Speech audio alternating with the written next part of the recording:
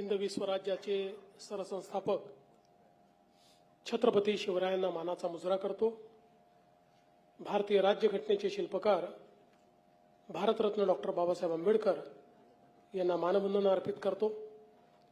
आणि आजच्या या आंतरराष्ट्रीय सहकार दिनाच्या निमित्ताने जो सहकार गौरव पुरस्कार सोहळा या ठिकाणी आयोजित झाला, त्यामध्ये मंचावर उपस्थित असलेले विधानसभेचे अध्यक्ष राहुल नार्वेकरजी, रवींद्र चव्हाणजी, उदय सामंतजी, मंगलप्रभात लोढाजी, पंकज भोयरजी, हा सोहळा ज्यांनी आयोजित केला ते सहकार क्षेत्रामध्ये अतिशय उत्तम काम करणारे श्री प्रवीण दरेकरजी, या ठिकाणी मंचावर उपस्थित विनय कोरेजी, प्रसाद लाडजी, चित्राताई वाघ, राहुल आवाडेजी, संजय भेंडेजी, अभिजित पाटीलजी, शिवाजीराव नलावडेजी, सिद्धार्थ कांबळेजी, विद्याधर अनासकरजी, शहाजी पाटीलजी, नंदकुमार काटकर,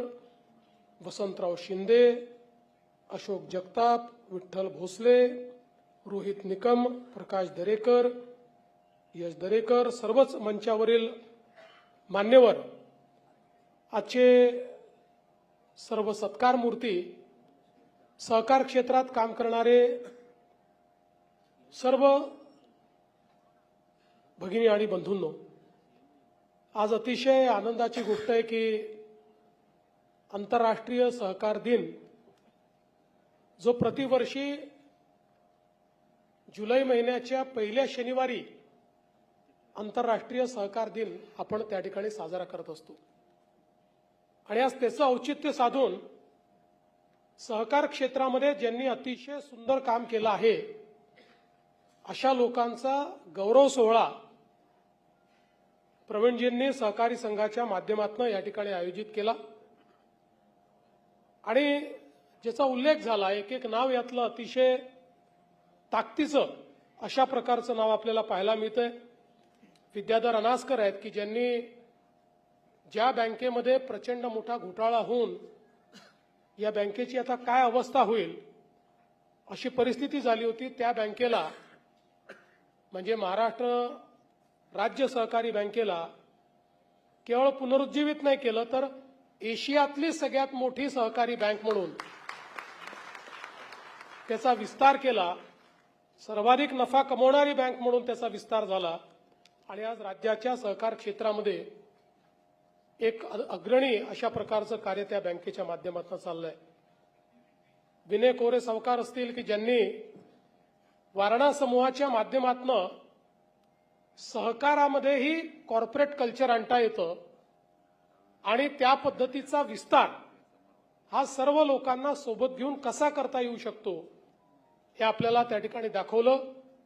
आणि मला असं वाटतं की ज्यावेळी ठिकठिकाणी आम्ही वारणाचे प्रॉडक्ट्स पाहतो त्यावेळी अतिशय आनंद होतो की आपल्या कोल्हापूरच्या एका छोट्याशा या रोपट्याचं जे वटवृक्षात रूपांतर झालं आणि आज वेगवेगळ्या उद्योगाच्या माध्यमातून वारणा समूह ज्या प्रकारे सहकाराचं एक उदाहरण आपल्या समोर ठेवतोय, आणि म्हणून त्यांना देखील हा जो काही पुरस्कार या ठिकाणी मिळाला, खरोखर मी त्यांचे अभिनंदन करतो। डॉक्टर रेवती पैठणकर असतील, दीपक पटवर्धन असतील, शोभाताई सावंत असतील, शिवाजीराव नलावडे असतील, शहाजी पाटील असतील, सिद्धार्थ कांबळे, नामदेव सेंडी, राजेंद्र सरकाळे, सचिन पारवेकर, विजय काळे, चंद्रकांत पाटील, अशोक जगताप, विजी पवार, अलादीन वसईकर, दशरथ घनवट, रोहित निकम अशा सर्व सहकार क्षेत्रातल्या या कार्यकर्त्यांचं मी अतिशय मनापासून या ठिकाणी अभिनंदन करतो। खरं म्हणजे सहकार चळवळ ही आपल्या कल्पना आहे की अतिशय जुनी आहे आणि विशेषतः 125 वर्षापूर्वी या सहकार क्षेत्राचं मर्म हे आपल्या महाराष्ट्राने त्या ठिकाणी जाणलं आणि हळूहळू बँकिंग, कृषी प्रक्रिया, डेअरी, गृहनिर्माण, ग्राहक संस्था, मार्केटिंग, सहकारी संस्था अशा वेगवेगळ्या क्षेत्रांमध्ये सहकार मोठा झाला। आणि आज आपण पाहतो की मोदीजींच्या सरकारमध्ये तर अनेक क्षेत्र आता आमच्या सहकारी क्षेत्राकरता खुले करण्यात आली आहे.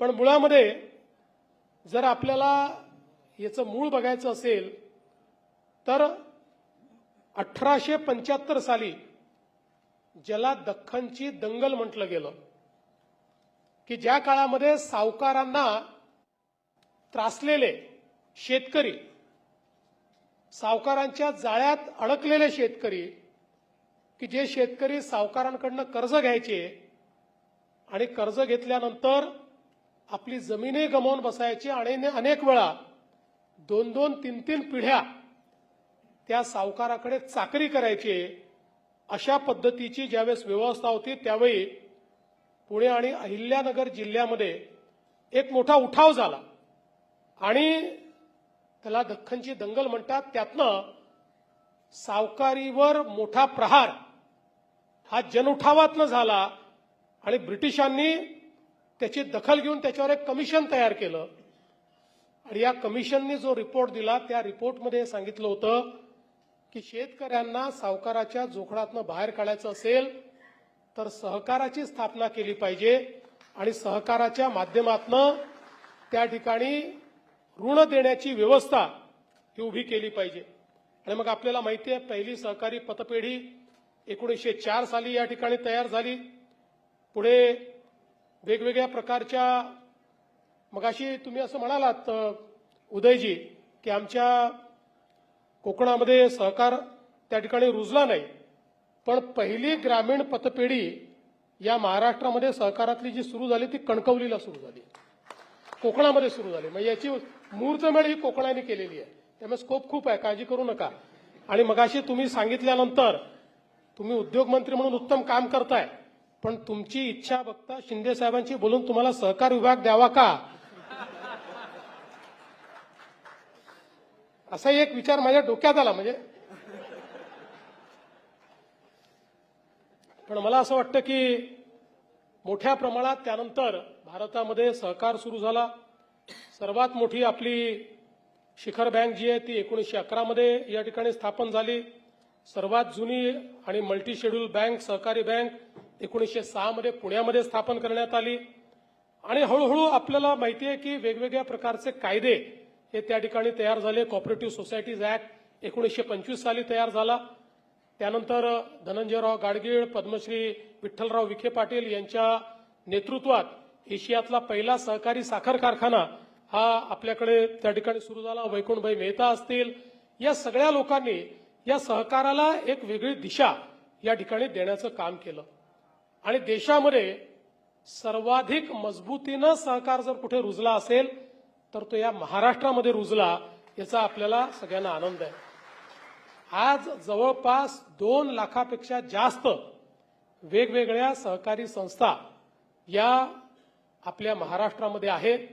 आणि आपण जर बघितलं तर सर्वात जास्त पेनिट्रेशन सहकाराचं हे महाराष्ट्रामध्ये या ठिकाणी आपल्याला पाहायला मिळतं. आज आपण बघितलं तर नागरी सहकारी बँका आहेत, यातल्या देशातल्या मजबूत बँका आपल्याला महाराष्ट्रामध्ये पाहायला मिळतात. आणि तशातच मला या गोष्टीचा आनंद आहे की आपला महाराष्ट्र राज्य सहकारी संघ, ज्याला आता 107 वर्ष या ठिकाणी झाली, ही मोठी उज्ज्वल परंपरा असलेला हा संघ आणि या संघाच्या माध्यमातून देखील आज आमच्या प्रवीणजी दरेकरांनी अतिशय उत्तम काम सुरू केलेलं आहे. या संघाच्या माध्यमातून सहकाराला एक नवीन दिशा देण्याचा त्यांचा प्रयत्न आहे आणि त्या दृष्टीने सहकाराच्या क्षेत्रामध्ये त्यांची इच्छा आहे की प्रशिक्षित कार्यकर्ते निर्माण केले पाहिजेत. आणि त्याकरता जो काही पूर्वी निधी मिळायचा तो बंद झालेला आहे, तो शिक्षण निधी सुरू झाला पाहिजे. निश्चितपणे प्रवीणजी येत्या महिन्याभरामध्ये याचा निर्णय आपण घेऊ आणि एक चांगलं काम या ठिकाणी पूर्ण करू. आणि सहकारी महाराष्ट्र हे मासिक पुन्हा तुम्ही सुरू केलं, 67 वर्षाचा याचा देखील इतिहास आहे. त्यामुळे हा जो काही पुरस्कार तुम्ही उदयजी देणार आहात, त्या पुरस्कारामध्ये फक्त तुम्ही लेखकांना देणार आहे की संपादकांना देणार आहे?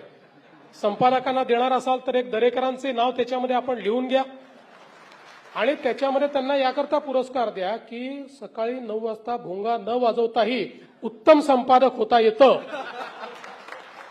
हे प्रवीण दरेकरांनी या ठिकाणी दाखवून दिलेलं आहे आणि म्हणून त्यांना निश्चितपणे या ठिकाणी याचा पुरस्कार जो आहे हा पुरस्कार दिला पाहिजे। आज खरं तर मला याही गोष्टीचा आनंद आहे की 5 वर्षापूर्वी 6 जुलै 2021 ला देशाचे प्रधानमंत्री माननीय नरेंद्र मोदीजी यांनी पहिल्यांदा या सहकारी चळवळीचं त्या ठिकाणी जे काही त्याची ताकद आहे, शक्ती आहे ती ओळखली आणि देशामध्ये इतक्या वर्षानंतर पहिल्यांदा स्वतंत्र असं सहकार मंत्रालय मोदीजींनी तयार केलं। पूर्वीच्या काळामध्ये मला आठवतं त्यापूर्वीही अनेक वेळा आम्ही वेगवेगळ्या प्रकारे ज्यावेळी एखादं शिष्टमंडळ घेऊन केंद्र सरकारमध्ये जायचो आणि केंद्र सरकारमध्ये पूर्वीच्या काळामध्ये अनेक मंत्र्यांना भेटायचो किंवा विशेषतः कृषी मंत्रालयाच्या अंतर्गत याचं बरंच कामकाज चालायचं, तर अनेक वेळा तिथल्या सचिवांकडनं आम्हाला ऐकायला मिळायचं कि इसमें कोई बहुत होगा ऐसा आप मत समझिए, तुम्हारा ये जो कॉपरेटिव है ये 4-5 राज्यों का है, 5 स्टेट से ज्यादा भाई साहब इसका कुछ नहीं है, इसलिए इसके ऊपर यहाँ कोई निर्णय होगा ऐसा आप मत समझिए। अशा प्रकारे केंद्राची भूमिका ही एक प्रकारची सहकाराच्या संदर्भात ठीक आहे, चाललाय तर चालू द्या, पण आपल्याला काही घेणं देणं नाहीये अशा प्रकारची होती। पण या सहकाराची खरी ताकद मोदीजींनी ओळखली आणि या ठिकाणी एक वेगळं सहकार मंत्रालय केलं आणि नुसतं मंत्रालय केलं नाही तर देशातले सगळ्यात दमदार मंत्री, देशाचे गृहमंत्री अमित शहा यांना पहिलं सहकार मंत्री केलं, ज्या अमितभाईंना सहकाराचा पूर्ण अनुभव आहे। वर्षानुवर्ष जिल्हा सहकारी बँकेचे अध्यक्ष म्हणून त्यांनी काम केलंय, वेगवेगळ्या सहकारी संस्थांमध्ये त्यांनी काम केलंय आणि त्यातून अतिशय आनंदाची गोष्ट आहे की अतिशय चांगल्या पद्धतीनं आता सहकार क्षेत्र हे तयार झालं आणि एवढंच नाही तर राष्ट्रीय सहकार धोरण जाहीर झालं आणि या धोरणामध्ये पुढच्या 20 वर्षामध्ये जीडीपी मध्ये सहकार्याचा हिस्सा हा 3 पटीने वाढवण्याचा निर्णय हा केंद्राच्या सरकारने या ठिकाणी घेतला। 63,000 प्राथमिक कृषी पतसंस्थांचं काम पारदर्शी करण्याकरता मोठ्या प्रमाणात त्या ठिकाणी त्याचं डिजिटायझेशन करायचं हा विषय या ठिकाणी तयार झाला। 5 वर्षामध्ये 2 लाख नवीन पॅक्स तयार करायचे हा निर्णय तयार करण्यात आला। ज्या पॅक्सची अवस्था अनेक गावांमध्ये त्या ठिकाणी थैलीतले पॅक्स होती, म्हणजे मतदानाचा अधिकार असतो म्हणून पॅक ठेवायची आणि सहकारामध्ये ती एका पिशवीमध्ये बंद करून ठेवायची। अशा प्रकारच्या पॅक्सला खऱ्या अर्थानं ग्रामीण परिवर्तनाचं साधन म्हणून त्या ठिकाणी वापरण्याकरता आज त्याचं पुनरुज्जीवन करण्याचं काम हे मोठ्या प्रमाणात केलं आणि या आपल्या सहकारी संस्थांना ग्रामीण भागातल्या मोठ्या प्रमाणात काम मिळालं पाहिजे म्हणून 17 प्रकारची कामं ही त्यांच्याकरता खुली करण्यात आली आणि ती कामं करण्याकरता त्यांना अर्थसहाय्य मिळालं पाहिजे म्हणून एनसीडीसीच्या माध्यमातून वेगवेगळ्या प्रकारचं अर्थसहाय्य देखील आज केंद्र सरकारने तयार केलं। त्यामुळे खऱ्या अर्थानं सहकाराची पाळंमुळं, कारण लोक विचारायचे 21व्या शतकामध्ये सहकार हा जिवंत राहील का, तो कॉर्पोरेटचा सामना करू शकेल का। सहकारी बँकांनी तर हे दाखवून दिलं की कॉर्पोरेट बँकांपेक्षा आम्ही चांगलं चालवू शकतो, सहकारी संस्थांनी हे दाखवून दिलं, पण आता या कॉर्पोरेट जगताला त्या ठिकाणी चांगल्या पद्धतीनं एक प्रकारे त्याचा सामना करू शकेल अशा पद्धतीनं सहकाराचं पेनिट्रेशन हे या ठिकाणी सुरू झालं। मग नॅशनल कोऑपरेटिव्ह एक्सपोर्ट्स लिमिटेड आता सुरू झाली आहे की ज्याच्या माध्यमातून कोऑपरेटिव्ह सेक्टरमधली ही संस्था शेतकऱ्याच्या शेतमालाला थेट एक्सपोर्ट करण्याकरता ही जी एक्सपोर्टची चेन आहे ती चेन तयार करण्याचं काम करेल। नॅशनल कोऑपरेटिव्ह ऑर्गॅनिक्स लिमिटेड की सेंद्रिय शेती करता पूर्णपणे त्या ठिकाणी कोऑपरेटिव्ह सेक्टरमध्ये सेंद्रिय शेती करता आवश्यक या ज्या काही निविष्ठा आहेत त्या निविष्ठांची निर्मिती करण्याकरता त्याची निर्मिती झाली। भारतीय बीज सहकारी समिती लिमिटेड झाली की ज्याच्या माध्यमातून मोठ्या प्रमाणात आमच्या शेतकऱ्यांना जी काही त्या ठिकाणी बियाणं आहे ते योग्य पद्धतीनं मिळालं पाहिजे, चांगल्या प्रकारच्या बियाण्याची निर्मिती झाली पाहिजे आणि त्यातनं शेतकऱ्यांच्याच माध्यमातून शेतकऱ्यांकरता ही बीज पुरवणारी कंपनी ही देखील त्या ठिकाणी सुरू झाली। त्यानंतर अम्ब्रेला ऑर्गनायझेशनची स्थापना झाली की ज्याच्या माध्यमातून सहकारी बँका ज्या आहेत या बँकांना ज्या काही अडचणी आहेत त्या अडचणी दूर करण्याकरता तो एक प्रयत्न सुरू झाला आणि आता केंद्रीय सहकारिता विद्यापीठ देखील केंद्र सरकारच्या माध्यमातून त्या ठिकाणी सुरू झालं की ज्या माध्यमातून सहकाराच्या क्षेत्रामध्ये कुशल मनुष्यबळ तयार करायचं, सहकाराचं क्षेत्र हे मजबूत करायचं, या दृष्टीने या ठिकाणी सहकारिता विद्यापीठाची स्थापना देखील केंद्र सरकारच्या माध्यमातून करण्यात आली. आणि हे सगळं करत असताना आमच्या सहकारी साखर कारखान्यांचा त्या ठिकाणी विशेषतः 10,000 कोटी रुपयाचा इन्कम टॅक्स माफ करणं असेल, इथेनॉलची नवीन पॉलिसी असेल, वेगवेगळ्या प्रकारे सहकार क्षेत्रातले हे जे आमचे काही कारखाने आहेत हे जिवंत राहिले पाहिजेत याकरता सीबीजीची पॉलिसी असेल, अशा अनेक पॉलिसीज या ठिकाणी तयार केल्या आणि भविष्यातही खरं म्हणजे केंद्र सरकारच्या माध्यमातून खूप मोठ्या प्रमाणात हे कार्य या ठिकाणी होणार आहे. हे सगळं सुरू असताना खरं म्हणजे प्रवीण दरेकरांचं एका अजून गोष्टी करता मनापासून अभिनंदन करेन की आपण जर विचार केला तर महाराष्ट्रामध्ये ज्या काही सहकारी सोसायट्या आहेत यामध्ये जवळपास 40-45% सोसायट्या या सहकारी गृहनिर्माण संस्था आहेत. आणि सहकारी गृहनिर्माण संस्था हा सगळ्यात उपेक्षित घटक होता, पण प्रवीण भाऊंच्या पाठपुराव्यामुळेच सहकाराच्या कायद्यामध्ये सहकारी गृहनिर्माण संस्थांकरता एक वेगळा चॅप्टर आम्ही तयार केला आणि त्या संस्थांकरता त्यांचे अधिकार, त्यांचे विनियम या सगळ्या गोष्टी आपण तयार केल्या आणि त्यांच्याच कमिटीने दिलेल्या रिपोर्टवर आज आपण स्वयंपुनर्विकास ही योजना आमच्या सगळ्या सहकारी सोसायट्यांना दिली. मी ज्यावेळेस त्यांच्या माध्यमातून ज्या काही सोसायट्या उभ्या राहिल्या आहेत त्यातल्या काही इमारती पाहायला गेलो त्यावेळी त्याचे जे ग्राहक होते किंवा त्या ठिकाणी त्या संस्थेचे सभासद होते त्यांच्या चेहऱ्यावरचा जो आनंद होता, 400 चौरस फुटामध्ये राहणारा 1000 चौरस फुटामध्ये राहायला गेला, हे स्वयंपुनर्विकासाने घडवून दाखवलं. या स्वयंपुनर्विकासामुळे मुंबईतला जो मराठी माणूस आहे त्याचं घरांचं स्वप्न आणि मोठ्या घरांचं स्वप्न या ठिकाणी पूर्ण होत आहे आणि आज हजारो कामं त्या ठिकाणी चाललेली आहेत. आणि म्हणून मला असं वाटतं की या महाराष्ट्राने या ठिकाणी सहकारी गृहनिर्माण चळवळीला एक नवीन अशा प्रकारची दिशा या माध्यमातून दिली आहे. मला विश्वास आहे, तुम्ही अनास्कर साहेबांना सांगितलं, अनास्कर साहेब तुम्ही 10,000 कोटी बाजूला ठेवले आहेत. रोज प्रवीण भाऊ मला तक्रार करतात, आमचे पैसे संपले, आमची बँक छोटी आहे, आमच्या मोठ्या भावांना सांगा काही त्यांच्या इकडनं आम्हाला पैसे द्या. आता 1600 आपल्याकडे प्रकल्प हे रजिस्टर झाले आहेत आणि तुम्ही तर इतके हुशार आहात की तुम्ही बरोबर पडताळून बँकेचा फायदा कुठे हेच पाहता. तुम्ही कधी नुकसानीत जात नाही, नुकसानात जाताना तुम्हाला मी पाहिलं नाही. नाही कधीच ते जात नाही. पण ही तर असं फायनान्सिंग आहे की जन्मात थकत नाही. म्हणजे याच्यापेक्षा चांगलं फायनान्सिंगच नाही. इतके प्रामाणिक लोक आहेत हे सगळे की पैसा परत करतात. त्यामुळे आता तुम्ही किमान 1000 जे काही आपल्याकडे पेंडिंग संस्था आहेत त्या संस्थांना, सहकारी गृहनिर्माण संस्थांना त्या ठिकाणी मदत करा.